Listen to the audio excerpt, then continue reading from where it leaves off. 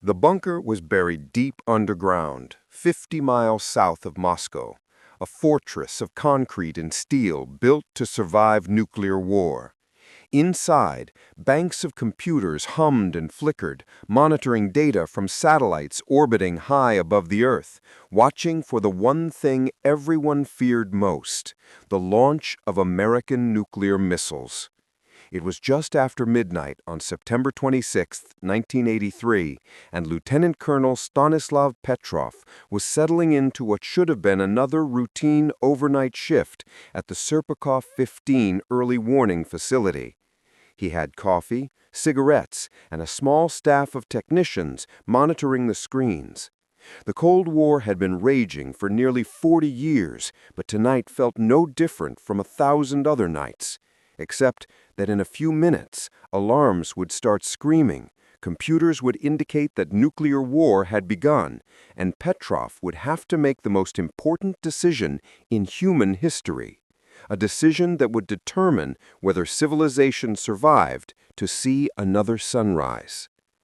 The alarm erupted without warning, shattering the quiet tension of the command center. Red lights flashed across the control panels. Computer screens displayed a message that every Soviet officer had been trained to dread: launch, launch, launch. The system was reporting that the United States had fired an intercontinental ballistic missile at the Soviet Union. One missile, detected by satellite, arcing up from American territory, heading toward the Soviet heartland. Petrov felt his stomach drop. This was it, the moment everyone had prepared for but never really believed would come. Soviet doctrine was crystal clear. If America launched first, the Soviet Union had only minutes to retaliate before their command structure was destroyed. Launch on warning. Strike back before it's too late. Don't let the Americans destroy the Soviet arsenal on the ground. Petrov's hand moved toward the telephone that would alert the Soviet leadership and set in motion a retaliatory nuclear strike. But something made him pause. One missile.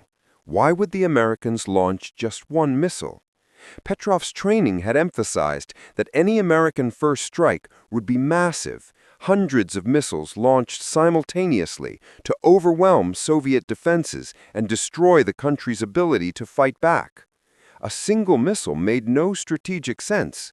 It could be a mistake, a malfunction, something wrong with the satellite system. The OCO early warning system was new, less than a year old, and still experiencing technical problems. Petrov had seen false alarms before, though never one this dramatic. But the computers were insistent, the satellite data clear. A missile had been launched. Protocol demanded he report it immediately to military command, who would then alert the Soviet leadership. Premier Yuri Andropov and the Politburo would have perhaps 10 minutes to decide whether to launch a full-scale nuclear counterattack against the United States. 10 minutes to decide whether to end the world. Petrov didn't pick up the phone. Instead, he watched the screens, waiting for confirmation, his mind racing through possibilities. If this was real, if American missiles were actually in the air, then ground-based radar would detect them soon. The satellite system could see missile launches, but ground radar tracked the missiles as they approached. Petrov waited, seconds stretching into eternity, every eye in the command center on him. The radar stations reported nothing. The skies were clear, no missiles incoming. It had to be a false alarm. But then, before relief could set in, the computer shrieked again. More missiles detected. 2, then 3, then 4 more missiles. The system now reported 5 intercontinental ballistic missiles launched from the United States, all heading toward the Soviet Union. 5 missiles. Still not the massive first strike that American war plans called for, but 5 nuclear weapons would kill millions of people, destroy multiple Soviet cities, devastate the country's leadership. And still the ground radar showed nothing. Petrov made his decision. He told his superiors that the system was malfunctioning, that the satellite warnings were a false alarm, that no attack was underway. it was the most consequential judgment call in human history, made by a middle-aged lieutenant colonel during a night shift, based on intuition and logic rather than the clear data from sophisticated computers. If he was wrong, Soviet cities would be vaporized in the next few minutes, millions would die, and the Soviet Union would have lost its chance to retaliate because he had delayed the warning. If he was right, he would have prevented a nuclear war triggered by a computer error. Everything depended on what happened in the next few minutes. The command center fell into tense silence. Everyone watched the screens, watched Petrov, watched the clock, and they waited to see if the world would end. Stanislav Evgrafovich Petrov was born on September 7, 1939, in Vladivostok, a port city on Russia's Pacific coast, just days before World War II would transform the entire world. His timing, both at birth and throughout his life, seemed to place him at pivotal moments. He grew up during Stalin's final years and the brutal aftermath of the Great Patriotic War, when the Soviet Union was simultaneously victorious and devastated, powerful and paranoid. His father had served in the military, and young Stanislav followed that path, attending the Soviet Air Defense Academy and training as an engineer specializing in missile detection systems. He was methodical, analytical, the kind of person who questioned assumptions and thought through problems carefully. These qualities made him an excellent engineer. They also prepared him, unknowingly, to make a decision that would save the world.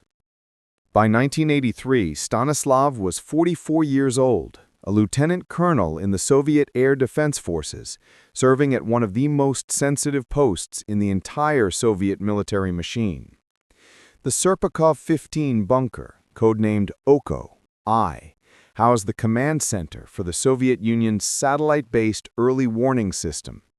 This system was the Soviet Union's first line of defense against nuclear attack, designed to detect American missile launches the moment they happened and give Soviet leadership precious minutes to decide on retaliation. The job was technical and boring most of the time, monitoring screens, running diagnostics, dealing with minor glitches, but it carried enormous responsibility. The duty officer at Serpukhov 15 was the first human link in the chain that could lead to nuclear war. If satellites detected launches, the duty officer would assess the data and, if the threat seemed real, alert higher command. From there, information would flow rapidly up to the Soviet leadership, who would make the final decision about retaliation. The timing of Petrov's shift that night was significant in ways he couldn't have known. September 1983 was one of the most dangerous months of the entire Cold War, though historians would only realize this later. Just 3 weeks earlier, on September 1, Soviet fighters had shot down Korean Airlines Flight 007 after it strayed into Soviet airspace, killing all 269 passengers and crew, including U.S. Congressman Larry McDonald. The incident had provoked international outrage and deepened Cold War tensions dramatically. President Ronald Reagan had called the Soviet Union an evil empire earlier that year and was pursuing an aggressive military buildup. The Soviets believed that the U.S. might be preparing for a first strike, that Reagan's rhetoric might actually turn into action. The Soviet leadership was paranoid and trigger-happy, seeing American threats everywhere. Making matters worse, the Soviet Union was in the midst of leadership crisis. Premier Leonid Brezhnev had died in November 1982, replaced by Yuri Andropov, the former KGB chief. Andropov was intelligent but deeply suspicious of American intentions, and he was also seriously ill with kidney disease. The Soviet leadership was unstable, uncertain, and deeply worried about American aggression. They had initiated a program called Operation Rayon, an acronym for Nuclear Missile Attack, which directed Soviet intelligence services to watch for any signs that the U.S. was preparing a first strike. KGB officers around the world were under pressure to find evidence of American attack preparations, and in such an environment, intelligence agencies tend to find what they're ordered to find, whether it exists or not. The atmosphere was poisonous with suspicion and fear.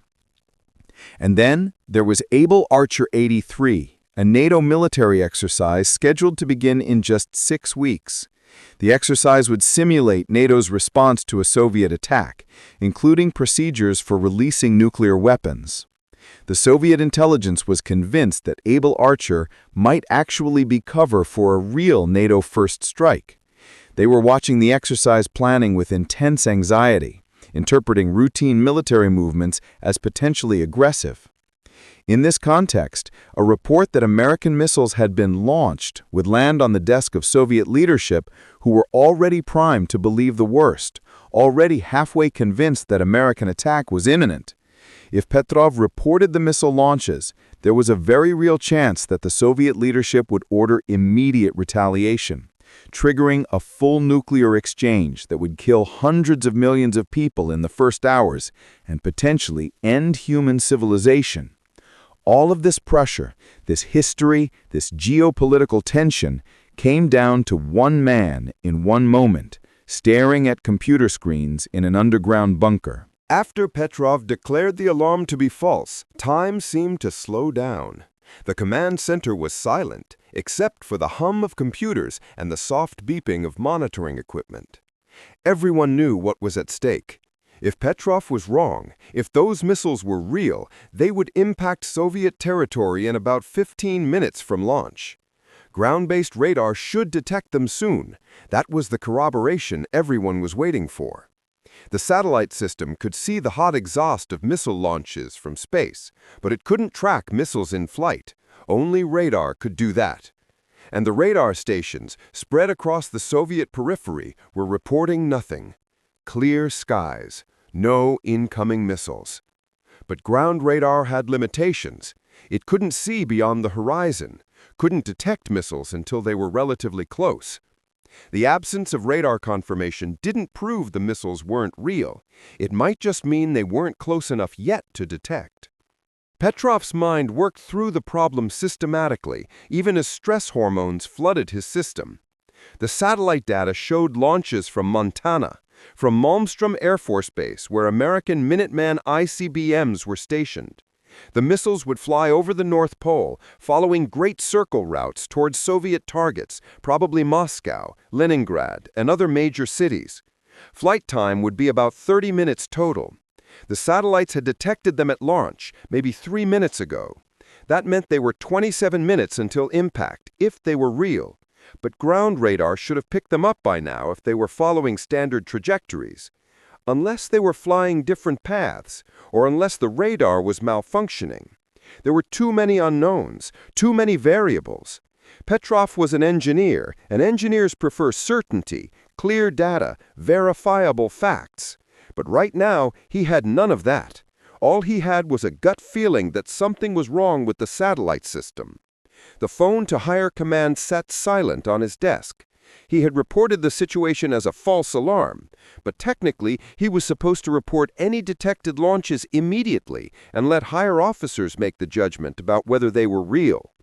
By declaring it false himself, Petrov was stepping outside his authority, taking personal responsibility in a way that Soviet military doctrine discouraged. The Soviet system valued obedience and following procedures. Personal initiative was risky.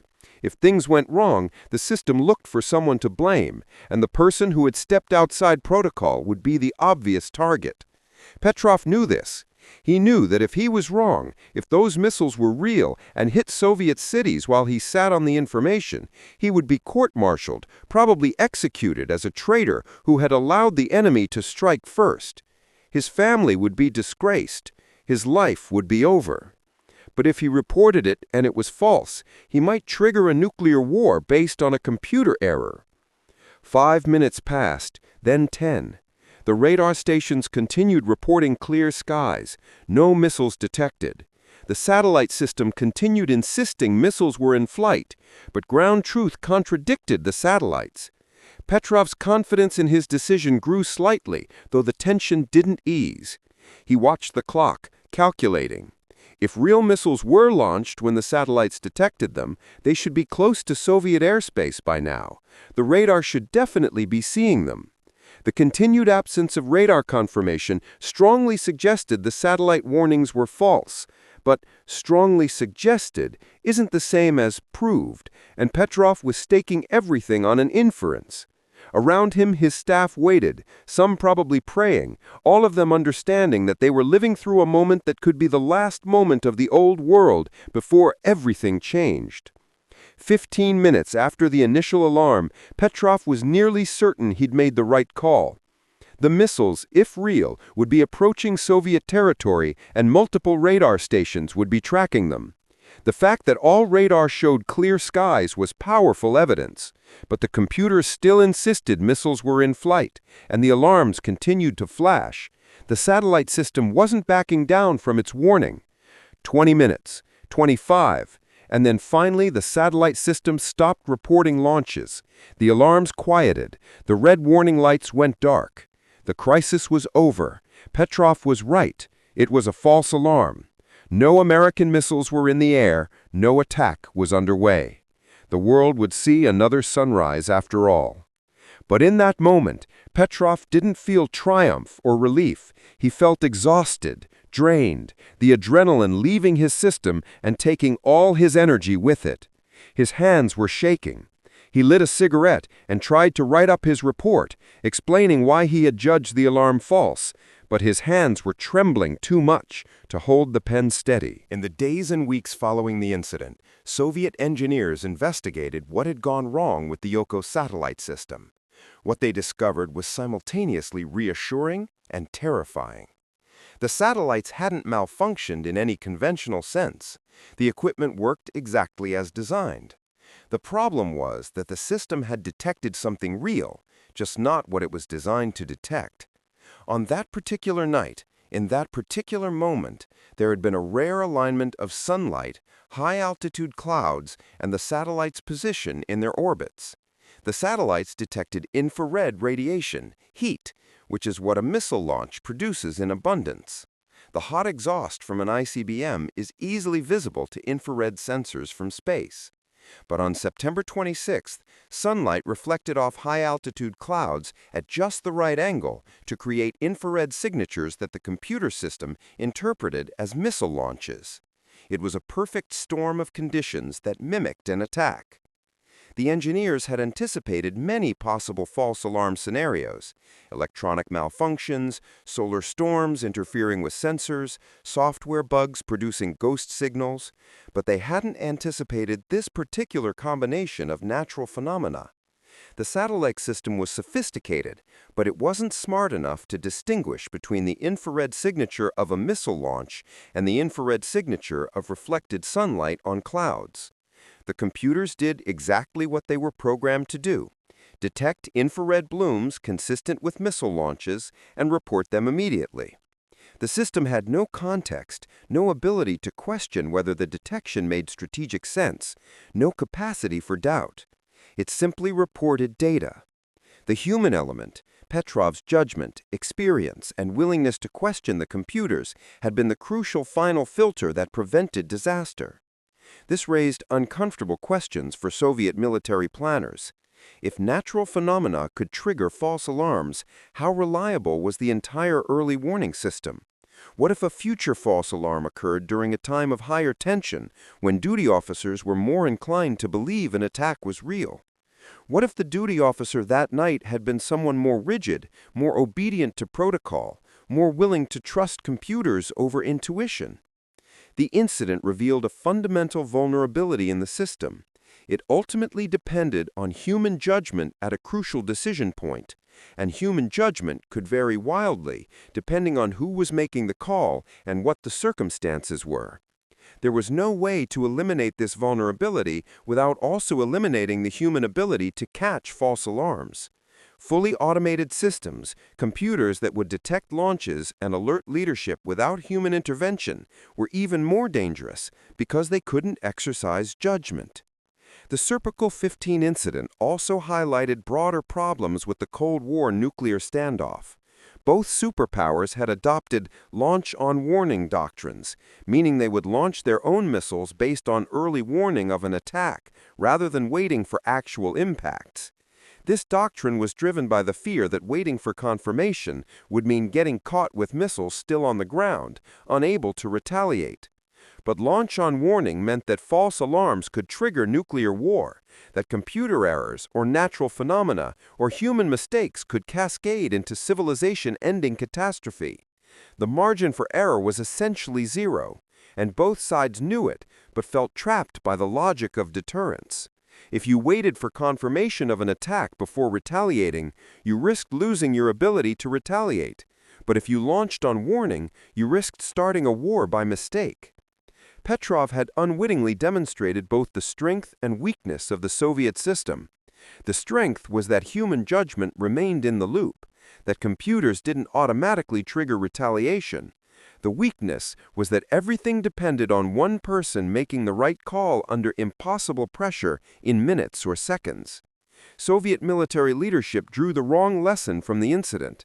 Instead of reconsidering their launch-on-warning doctrine or improving the satellite system, they essentially swept the incident under the rug because it embarrassed the scientists and military officials responsible for the early warning system.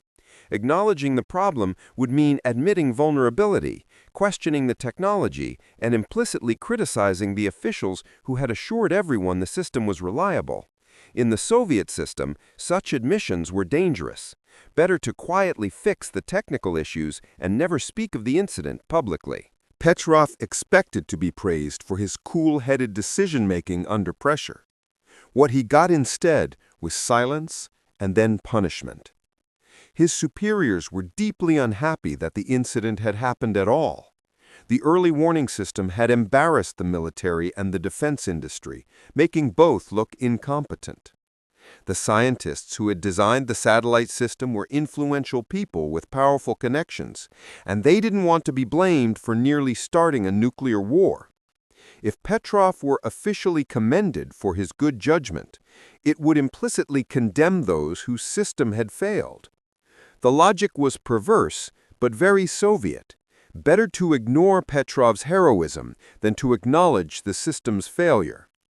He was intensely debriefed about his actions, questioned about why he hadn't followed protocol exactly, criticized for not documenting everything perfectly in real time, even though he'd been dealing with a potential nuclear war.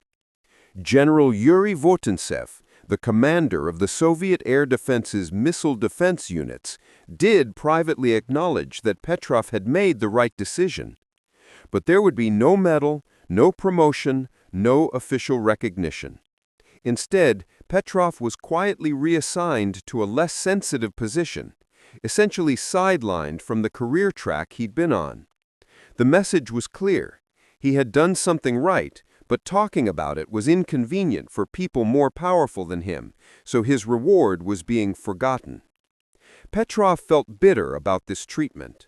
He had potentially saved the world, and his reward was bureaucratic punishment.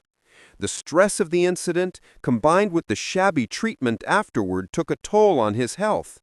He suffered what he later described as a nervous breakdown, though he downplayed its severity in typical Stoic fashion.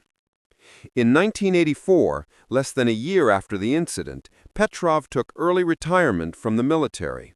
He maintained that he wasn't forced out, that the decision was his own, but circumstances suggest he had little reason to stay. His career prospects had been destroyed by doing the right thing. He returned to civilian life, taking a job at the research institute where the satellite system had been developed, working on other projects. The September 26th incident remained classified, known only to a small circle of Soviet military and political officials. Petrov himself didn't speak about it publicly. In Soviet society, discussing classified military matters could lead to arrest and imprisonment. The world had come within minutes of nuclear annihilation. One man's judgment had prevented it, and almost nobody knew. For 15 years, the incident remained secret. The Soviet Union collapsed in 1991, ending the Cold War and opening up previously classified archives. In 1998, General Votintsev, now retired, published an article about the incident, revealing it to the Russian public and the world for the first time. Petrov suddenly found himself famous, though the fame came with mixed feelings. Western media and peace organizations lionized him as the man who saved the world, inviting him to speak at events, giving him awards, treating him as a hero. The attention was overwhelming for a reserved engineer who had spent most of his life in obscurity.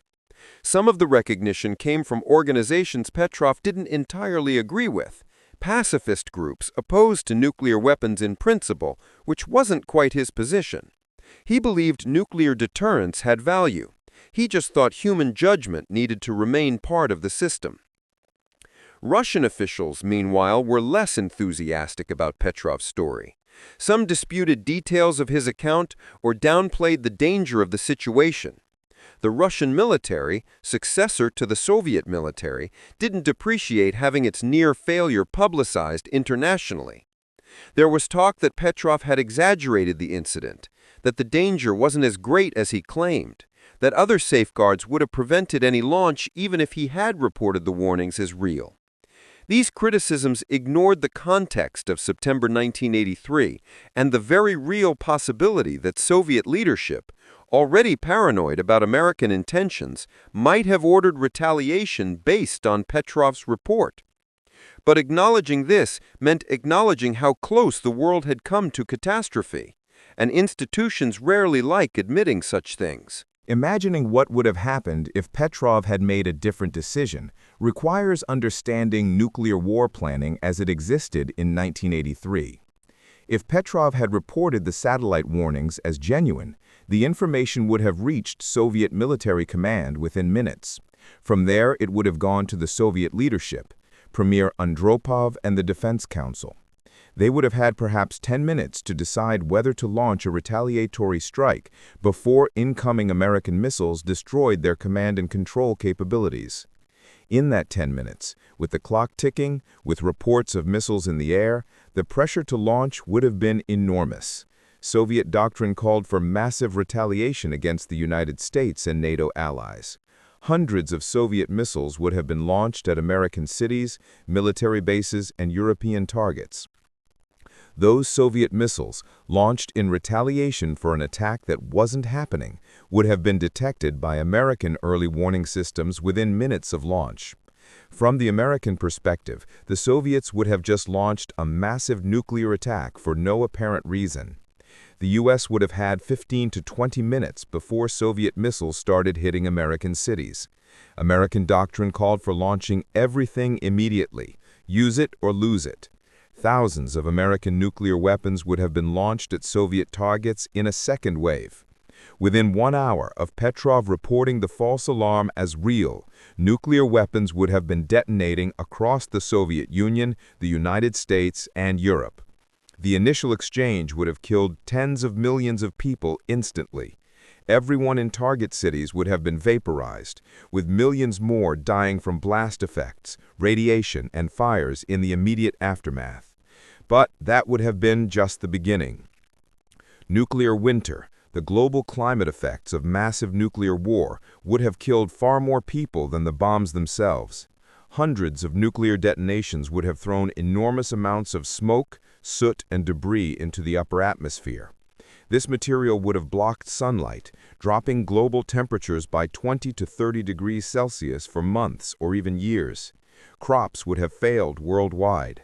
Surviving populations would have faced mass starvation. The Southern Hemisphere, largely untouched by the nuclear exchange, would still have suffered agricultural collapse from the darkened skies. Billions of people who had survived the initial attacks would have died from starvation, disease, and the breakdown of civilization. The human species might have survived, but human civilization as we know it almost certainly wouldn't have. And all of this, all the death, suffering, and civilizational collapse would have been triggered by sunlight reflecting off clouds, not by malice or aggression, not by deliberate attack, but by a computer misinterpreting natural phenomena and a human either not present or not willing to question the computers. This is the reality of nuclear deterrence that the Petrov incident laid bare. The entire system, for all its sophistication and safeguards, ultimately depended on human beings making correct, split-second decisions based on incomplete information under impossible pressure. And humans are fallible. We make mistakes. We misjudge situations. We let fear or anger or rigidity override good judgment. The fact that we survived the Cold War without nuclear war may owe as much to luck as to policy, as much to individual choices in crucial moments as to grand strategy. The September 26 incident was only one of several near misses during the Cold War, where nuclear war almost started by accident or miscalculation. In 1979, a training tape loaded into U.S. early warning computers generated a false alarm of massive Soviet attack, and only last-minute verification prevented retaliation. In 1980, a faulty computer chip caused another false alarm of Soviet missile launch. In 1995, Russian early warning systems detected a Norwegian scientific rocket and briefly generated warnings of possible attack. Each of these incidents required human judgment to prevent escalation, and each time the right decision was made. But probability suggests that the more times you roll the dice, the more likely you eventually get an unlucky result. The world was playing Russian roulette with nuclear weapons for decades, and the fact that the gun never fired may have been more fortunate than inevitable. As Petrov's story became public in the late 1990s and early 2000s, he received various awards and honors. In 2004, the Association of World Citizens presented him with the World Citizen Award. In 2006, he was honored in a meeting at the United Nations. In 2011, he received the Dresden Prize, awarded by a German organization promoting peace. In 2013, he was awarded the $1,000 Future of Life Award.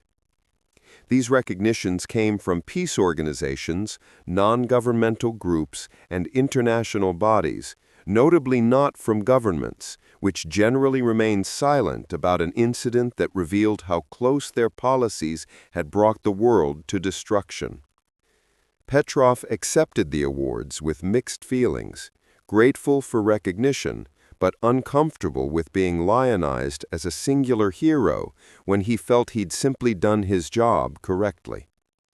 In interviews during his later years, Petrov was thoughtful and somewhat melancholic about his experience. He didn't regret his decision. He remained convinced it was correct. But he expressed frustration about the Soviet system's treatment of him afterward.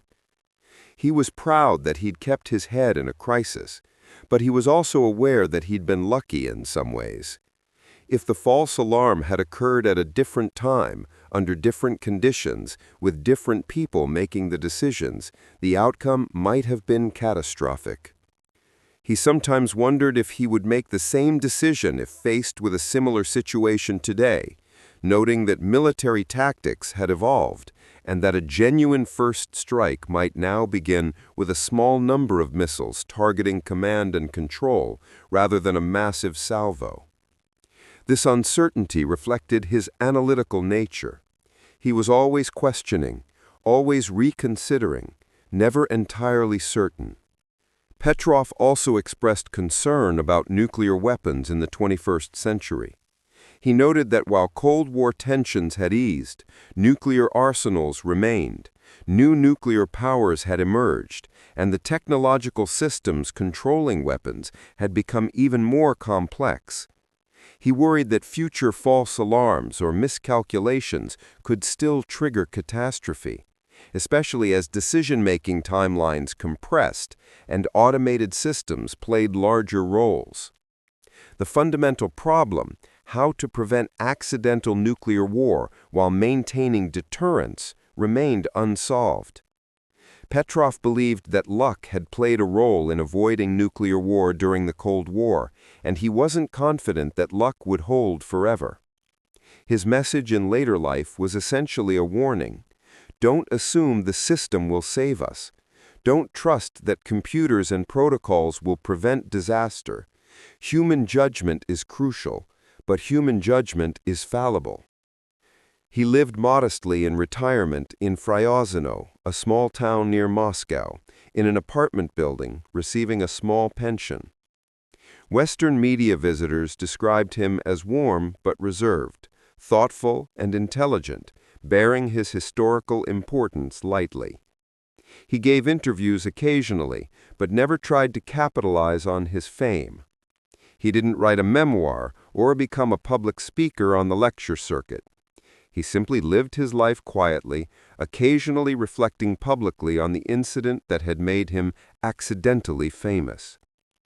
In some ways, his modesty and reluctance to aggrandize his role made the story even more powerful. Petrov was an ordinary person who made an extraordinary decision, and he never pretended to be more than that. He was an engineer who trusted his training and judgment over computer systems, and the world was still here because of it.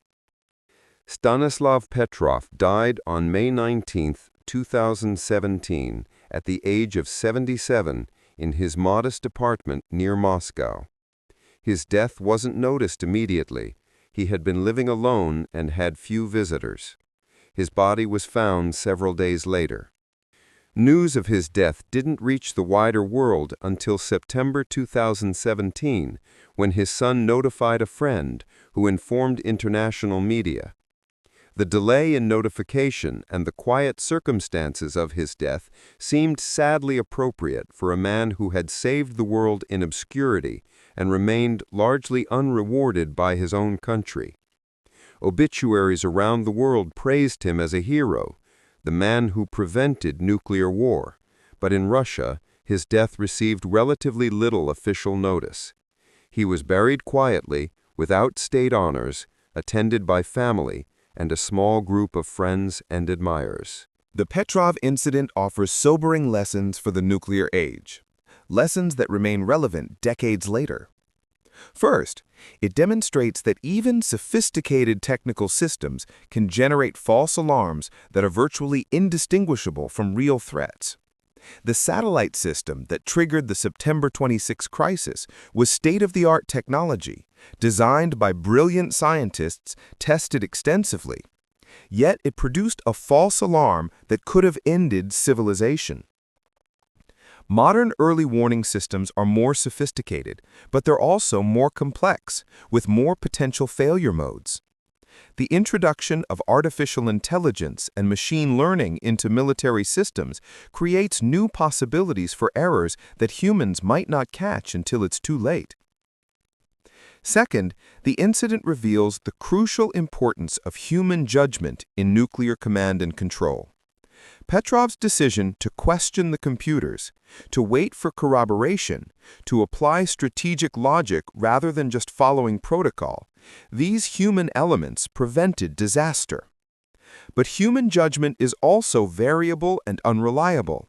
A different person might have made a different decision. Petrov himself wasn't entirely sure he would make the same call if faced with a similar situation under different circumstances. This variability is simultaneously the strength and weakness of having humans in the decision loop. We can catch errors that computers miss, but we can also make errors that computers wouldn't. Finding the right balance between automated systems and human control remains one of the fundamental challenges of nuclear weapons policy. Fourth, the Petrov case illustrates how organizational culture affects critical decision-making. The Soviet system's emphasis on obedience and following protocol nearly led to disaster. If Petrov had been more rigidly obedient, he would have reported the alarm immediately without questioning it. The system's later treatment of Petrov, essentially punishing him for making the right decision because it exposed others' failures, shows how institutional incentives can discourage exactly the kind of independent judgment that prevented catastrophe. Modern military organizations face similar tensions between discipline and initiative, between following protocols and exercising judgment. Getting this balance right could be a matter of survival. Fourth, the incident demonstrates the danger of short decision timelines in nuclear warfare. Petrov had minutes to make his call. Soviet leadership would have had perhaps 10 minutes to decide on retaliation. American leaders would have had 15 to 20 minutes to respond to Soviet launches. These timelines are driven by the physics of ballistic missiles and the fear of losing weapons to a first strike. But they're far too short for careful analysis, reasoned decision-making, or diplomatic communication. The rush to decide almost guarantees mistakes. Some modern proposals for nuclear policy focus on extending decision timelines, building in delays and verification steps that would make accidental war less likely. The Petrov incident makes clear why such proposals deserve serious consideration. Finally, Petrov's story raises profound questions about individual responsibility in organizational contexts. He was a middle-ranking officer, following orders and working within a rigid system. Yet in one crucial moment, he exercised personal judgment that contradicted both computer systems and protocol. He took enormous risk. If he'd been wrong, he would have been blamed for failing to warn of an attack. But he decided that his judgment was more trustworthy than the computers, and he was right. This raises the question, what do we owe to our institutions, and when does individual conscience have to override organizational demands? Petrov's answer, acted out rather than stated explicitly, was that some decisions are too important to be made by simply following rules. Sometimes being responsible means taking responsibility personally, even at great risk. It's worth contemplating what the world would look like today if Petrov had made a different choice on September 26, 1983. The most obvious answer is that it probably wouldn't look like much of anything. Human civilization might not exist in any recognizable form.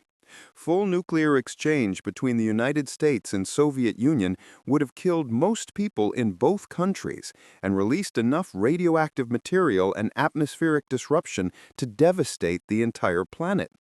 The survivors would have faced a world of collapsed governments, destroyed infrastructure, contaminated environments, and limited agricultural capacity. Some remote regions might have survived relatively intact, but they would have faced massive refugee flows and resource shortages. Human population might have crashed from 4.7 billion to a few hundred million or less. Even if some organized societies survived, the psychological and political trauma would have been overwhelming. The survivors would know that human beings had nearly extinguished their own species through a combination of aggression, fear, and technological hubris. Trust in institutions, leaders, and technology would have collapsed. Religious apocalyptic movements might have flourished, claiming that nuclear war was divine judgment. Conversely, radical anti-technology movements might have emerged, rejecting the scientific and industrial systems that had enabled such destruction. Politically, whatever governments emerged from the wreckage would likely be authoritarian. Democratic institutions rarely survive civilizational collapse intact. The survivors might have blamed their pre-war leaders and systems for the catastrophe, but they probably wouldn't have created anything better to replace them. Scientifically and technologically, nuclear war in 1983 would have represented a catastrophic setback. Much of human knowledge existed in physical form, books, records, experts' minds, rather than the distributed digital storage we have today. The destruction of universities, research centers, and major cities would have destroyed enormous amounts of knowledge. The survivors would have been focused on immediate survival, food, water, shelter, with little capacity for advanced research or technological development. It might have taken centuries to rebuild scientific and technological capabilities to 1983 levels, if such rebuilding were even possible with resources depleted and populations devastated. The bright technological future we've experienced since 1983, personal computers, the internet, smartphones, biotechnology, space exploration, none of it would have happened. Culturally, the world since 1983 has produced vast quantities of art, literature, music, and human creative expression. None of the culture created in the last 4 decades would exist in a post-nuclear war timeline. No movies, no books, no music, no video games, none of the creative output that has enriched billions of lives. Perhaps more importantly, billions of individual human lives that have been lived since 1983 simply wouldn't have happened. People born after 1983 owe their existence to the fact that civilization continued. That includes most people reading this story. If you were born after 1983, you're alive because Stanislav Petrov made the right decision. Even if you were born before 1983, you've lived decades longer than you would have in a nuclear war scenario. The world that didn't end is the world we all take for granted, but it easily could have gone the other way. Petrov's story is the most famous Cold War near-miss, but he wasn't the only person who made crucial decisions that prevented nuclear war. In 1962, during the Cuban Missile Crisis, Soviet submarine officer Vasily Arkhipov refused to agree to launch a nuclear torpedo against American ships that were depth-charging his submarine. Soviet submarines required agreement from 3 officers to launch nuclear weapons, and Arkhipov's refusal prevented what could have escalated into full nuclear war. In 1995, Russian President Boris Yeltsin was awakened to be told that Russian early warning systems had detected a possible missile launch from a submarine, actually a Norwegian scientific rocket. Yeltsin activated the Russian nuclear briefcase for the first time in history, but he waited for corroboration before ordering retaliation, and the situation was clarified before any launches occurred. These incidents, and others less well documented, suggest that the Cold War's avoidance of nuclear war wasn't primarily about the wisdom of deterrence theory or the skill of political leaders. It was about individual human beings in crucial moments, exercising good judgment, questioning systems and protocols, and choosing caution over precipitate action. We don't know how many other near misses occurred that remained classified or unknown. We don't know how many other Stanislav Petrovs made similar decisions that never came to public attention. What we do know is that the nuclear standoff created multiple opportunities for catastrophe, and we survived them partly through deliberate policy, but also partly through individual luck and judgment. The heroes of the Cold War aren't primarily the politicians and generals who managed the superpower confrontation. They're the Petrovs and Arkhipovs, the unknown duty officers and submarine captains who kept their heads when systems and doctrines pushed toward disaster. This should give us pause about how we remember the Cold War. The standard narrative emphasizes containment, deterrence, and the eventual Western victory when the Soviet Union collapsed. There's truth to this narrative, but it's incomplete. It misses the sheer contingency of survival, the number of times that accident or miscalculation nearly triggered catastrophe, the extent to which we simply got lucky that the right people were in the right places at crucial moments.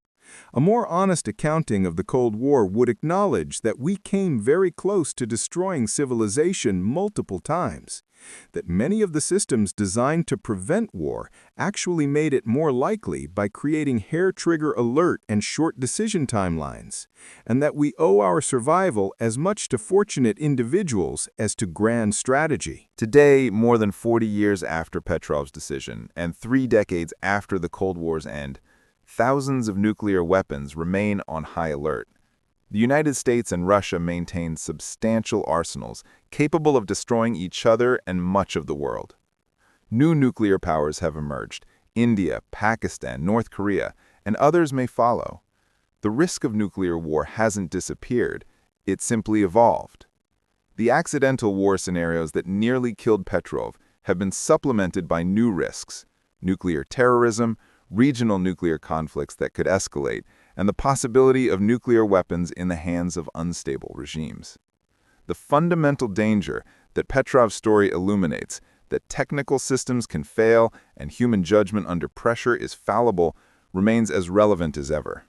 Modern early warning systems are more sophisticated than the satellites that generated the 1983 false alarm, but they're also more complex, with more potential failure modes.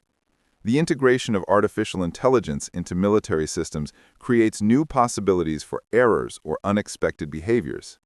Cyber warfare introduces the possibility that adversaries could hack into early warning systems and generate false alarms deliberately. The proliferation of nuclear weapons means that more countries and potentially non-state actors could trigger crises. And perhaps most worryingly, the institutional memory of how close we came to disaster during the Cold War is fading. Leaders who don't remember or understand the Cuban Missile Crisis, the Petrov incident, or other near misses may be less cautious about nuclear risks than their predecessors were. The 9 nuclear-armed countries, United States, Russia, United Kingdom, France, China, India, Pakistan, Israel, and North Korea, have different nuclear doctrines, different command and control systems, different levels of professionalism and technical sophistication. Some of these countries lack the sophisticated early warning systems that the superpowers developed, meaning they might have even less time to respond to warnings and even less ability to verify whether attacks are real. India and Pakistan, for instance, have nuclear weapons and deep mutual hostility, but limited warning systems. A false alarm in this context could escalate very quickly, with each side assuming the worst and potentially leading to regional nuclear war. Even a limited nuclear war between India and Pakistan could kill tens of millions and generate global climate effects from smoke and soot. Proposals for reducing nuclear risks include various arms control measures, reducing arsenal sizes, taking weapons off high alert, establishing better communication channels between nuclear powers, improving early warning systems to reduce false alarms, and ultimately working toward nuclear disarmament. The Petrov incident provides powerful ammunition for advocates of these approaches, demonstrating concretely how existing systems nearly failed. But progress has been halting at best. Arms control agreements have languished or been abandoned. Nuclear modernization programs in several countries are actually increasing capabilities. The political will to seriously reduce nuclear risks seems limited, perhaps because the absence of nuclear use since 1945 has created complacency, a sense that the weapons exist but will never actually be used. The weight of history. Stanislav Petrov lived most of his life as an obscure military officer and engineer, known only to family, friends, and colleagues. For one brief stretch, probably less than 30 minutes on September 26, 1983, he was the most important person in human history, though he didn't know it at the time and wouldn't have described it that way even later. His decision in that moment had consequences that rippled forward through time, enabling everything that has happened since. Every person born after 1983 exists because of his judgment. Every technological advance, every work of art, every moment of human joy or achievement in the last 40 years happened because civilization continued. The weight of that responsibility, billions of lives depending on one person's decision, is almost impossible to comprehend. Petrov handled that responsibility well, but by his own admission, partly through luck. He had the right temperament, analytical, willing to question authority and computers, capable of staying calm under extreme stress. He had the right training, enough understanding of nuclear strategy to recognize that 5 missiles made no sense as a first strike. He was in the right moment of alertness, early in his shift, not yet fatigued, focused on his duties. If any of these factors had been different, the decision might have been different. This contingency, the fact that human survival hinged on one person's qualities and circumstances, should be deeply unsettling. We survived September 26, 1983, but there's no guarantee we'd survive a similar incident today or tomorrow. When Petrov died in 2017, the world lost one of its most unlikely heroes. He never sought heroism, never wanted the weight of history on his shoulders. He was simply a competent professional who found himself in an impossible situation and made the best judgment he could. That his judgment was correct, that he saved civilization, doesn't change the fundamental modesty of his story. He wasn't a great general or brilliant scientist or visionary leader. He was an ordinary person who did something extraordinary, not through exceptional talent, but through level-headedness, reason, and the courage to trust his judgment over computers and protocols. In that sense, his story is hopeful. It suggests that ordinary people, when faced with extraordinary circumstances, can rise to the occasion and make the right choice. But there's a darker reading of the Petrov story as well. It reveals how fragile our survival is, how dependent on individual judgment in moments of crisis, how vulnerable to accidents and miscalculations. We survived September 26, 1983, and we've survived other near misses, but probability suggests that luck eventually runs out. The more times we roll the nuclear dice, the more likely we eventually get a catastrophic result. Petrov's decision bought humanity more time, but it didn't eliminate the fundamental dangers of nuclear weapons. Those dangers persist, and in some ways they're increasing as weapons proliferate and institutional memory of Cold War near misses fades. Petrov saved the world once. The question is whether anyone will be in position to save it next time, and whether they'll make the same choice he did. Epilogue: A world that remembers. In the years since Petrov's death, efforts have been made to ensure his story isn't forgotten. Documentaries have been produced, articles written, educational materials developed. Some schools teach the Petrov incident as part of Cold War history, using it to illustrate both the dangers of nuclear weapons and the importance of individual moral courage. Nuclear policy experts cite the incident in debates about early warning systems, launch-on warning doctrines, and the need for human judgment in nuclear command and control. The story has entered popular consciousness as one of history's great what-if moments, a hinge point where history could have gone catastrophically differently, but didn't, thanks to one person's decision. In Russia, recognition of Petrov has been mixed. Some have praised him as a hero who prevented catastrophe. Others have downplayed the incident or criticized him for not following protocols exactly. The Russian government has never awarded him any official honors, and some Russian military officials have disputed aspects of his account. This ambivalence reflects discomfort with the story's implications, that Soviet systems nearly failed, that the Cold War almost ended in mutual destruction, and that institutional protocol would have led to disaster, while individual judgment saved the day. These aren't comfortable admissions for any government or military organization, particularly one that values discipline and obedience as highly as Russia's does. In the West, Petrov has been more unanimously praised, though there's something slightly self-serving about this.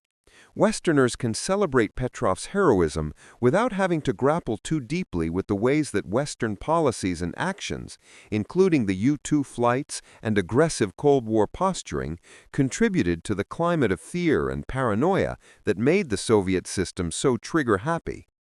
It's easier to focus on one Soviet officer's good judgment than to examine whether American and NATO nuclear policies created unnecessary risks of accidental war.